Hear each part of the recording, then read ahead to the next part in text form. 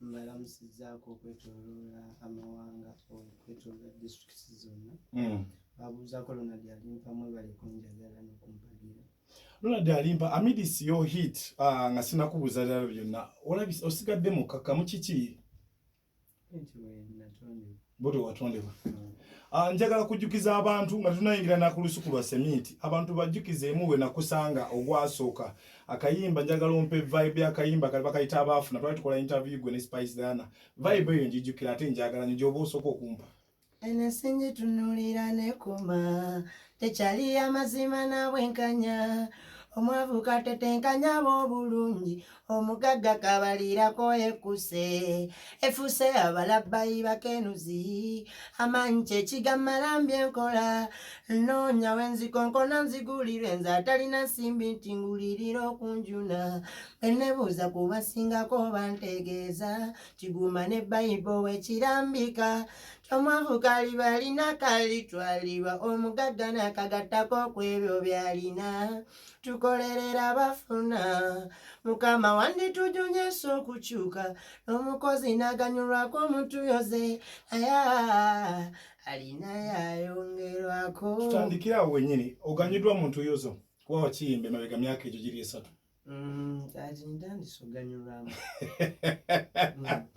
So haso terimba. Haso terimba. Okay.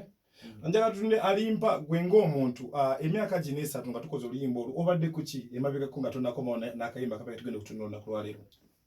Mbaddeyo nga nkola music omulala nga bw'omuta. Nga bw'omuta. Olunaku wano olunaku lwaleero tukusanze ku studio Stream Live Avenue. Sijja tumusanzeeko olunaku lwaleero oze kukola ki? Nze kukola obulango obw'enjawulo. Okay. Oba bizinesi zaffe. N'okusinkana omwami omunene. Omukulu Mbazira Tony wano ku Stream Live Avenue. Njagala tutunuulire Alimpa. Obulamu butambudde butya mu hit eno ezze? Butambudde butya? Obulamu bw'obadde tebutambudde bubi. Nesebo. Obulamu bw'obadde tebunabatambula bubi. Masimu ameka g'ofunye nga ga bijujulu soka tutandike ku bakyala. Kuba wabawaana nnyo. Tonafuna? Anti namba yosiga wakati manager yosimali. Manager tebamusumbu abana nti tuke ku Olusuku Lwaseminti. Simanyi. Oluyimba luno Olusuku Lwaseminti bakusumbua. Oluyimba luno Olusuku Lwaseminti oluwandiika ddi? Oluyimba naluwandiika 2-2. Ogenda omukulu amanyikiddwa nga ani okola oluyimba luno?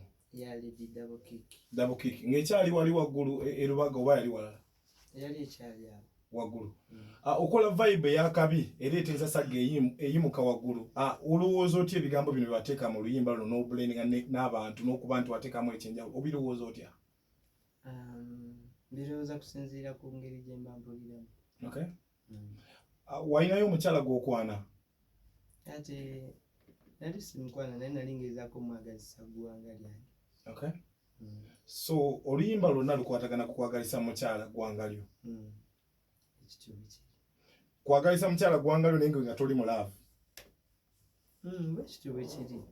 Just ye oli kubanga kati ye yali muntu wanjawulo. Okay. Nga si waawano.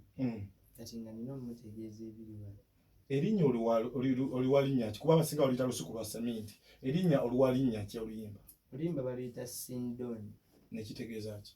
Erinnya lyo omuwala ali mu vidiyo. Kyaggweera wa? Mu ngeri etya? Yaddayo wasigala naye wamuwangula omutima. Ajali twogerezeganya. Munsi wansi jali ali taki. Naye kati yakozemu ne ka challenge yajja kuyimba n'Oluganda. Yategedde nti oluyimba e Kampala Nsasago batanaba. Nabimanyi abeerako. So lwaki takomawo e Kampala n'atuukiriza kyakomya wakati? Ojja muleeta ku lonchi. Twateeseteesete lonchi. Ate gwe. Era kyekyo. So Alimpa njagala tutunule. Atolooza ayinza obutamuzza. Alina okudda. Yanyumirwa gwe twamulaba nga musanyufu. Bwekiri. Vidiyo eno mwagikolera wa? Yalabika nga eri nakyo. Vidiyo yali ya wano mu Uganda. Okay.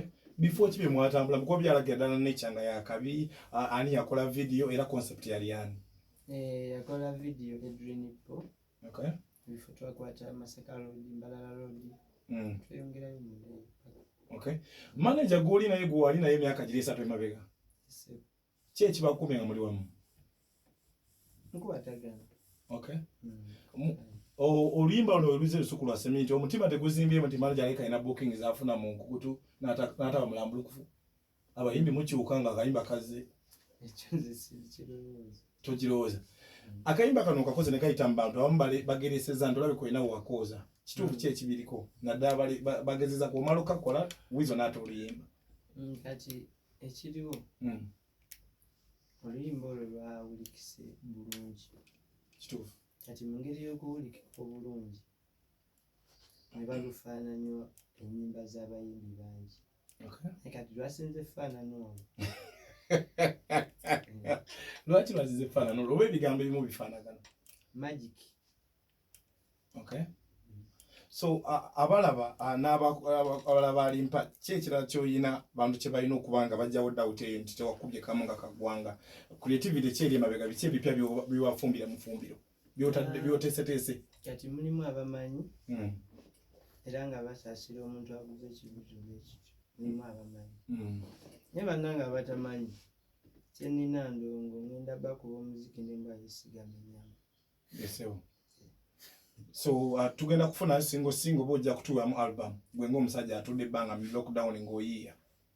Nze kati sawa zino ekyo kiba ku management. Okay.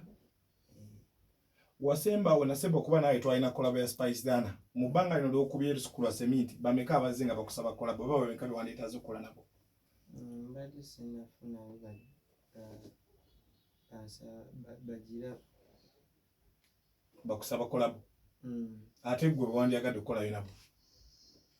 Mbadde sinabeera ku. Okay. Eya Spice Dana teyayita mu bantu ki ekyagaana ate nga lwali lw'amaanyi luyimba lw'amaanyi lwa message? Mweri etambula naye buli luyimba terwenkana na lunne waalwo. Yesebo. Naffe abaziira tezenkana. Kati tunuulira bulungi olwo luyimba Yesu lukwata ku bantu nyate love yanjawulo nnyo eri abantu bonna. Kati tosobola geraageranya luyimba lwa love ku luli oba lwaki luli terwakuba nnyo. W'okubye hit n'esituka n'eyambuka abantu ne bakola ne Mama Fina ne bagamba kati emanager w'omutuufu. Manager w'omutuufu yani era tusinkana ote Mama Fina tunajja ku manager w'omutuufu aba yeye. Then Mama Fina namusinkana nga bwe nsinkana ababoosi abalala. Yesebo. Nampa omulimu genda. Okay. Then kati manager wange ye James Mulwana. Booking ayagala omufuna eka waayitaawo. Ayagala okunfuna akozesa James Mulwana oba manager wa Spice Dana. Owai nga nkuta njaga tutunuulire hit eno wezze abantu bagambye Alimpa afaanana Ekyalo. Hit tagifaanana. Ekikumba kinani akudesigninga era kyakyuseemu emyaka 3 emabega. Ndi muzibu nnyo mu nkola zange ez'ebintu. Zitya? Zitera nnyo kufa ku boogera. Nze ntera kukola bye njagala. Yesu. Tukawulira n'akayimba. Nkola bye njagala maama. Bwe nnyumirwa bwentyo. Kati omuntu asobola okugamba nti nfaanana Ekyalo. Oyo abali mu kwebuzaabuza kuba kakati yo ekibuga lwaki abatakola kakimusoko. Ndi wano abatayagala tuulawo. Njagala tutulenga ekisembayo atube nga tuwunzika kumpi. Wokola abaafuna wafaanana lutalo. Okoze Olusuku Lwaseminti bakufaananyiza radio. Ntolabika nti waweza radio. Wali abantu bali bagamba ono copycat wa lutalo. Olowooza lwaki?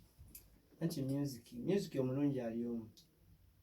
Akuba nti ffe abayimbi tubeera bangi naye tuyimba ekintu kimu. Okay. Kati usanga ayimba ekirungi abayo. Sindoni gwe wafuna yamala oba abaana be Uganda abakwettanira bakunoonye oli okyataayaya ku mudaala wooli. Nakiri singo naye era nga sinoonya. Lwaki tonoonya? Oba Abannayuganda wadda mu bazungu abaduka kutoyagala.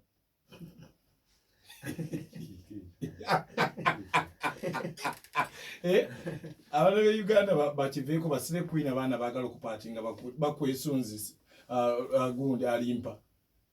ebyaddala nga bw'owulira gamba Uganda zaabu embagala nnyo bibala bannayuganda bwekikumanyi kale tusinzidde wano ku stream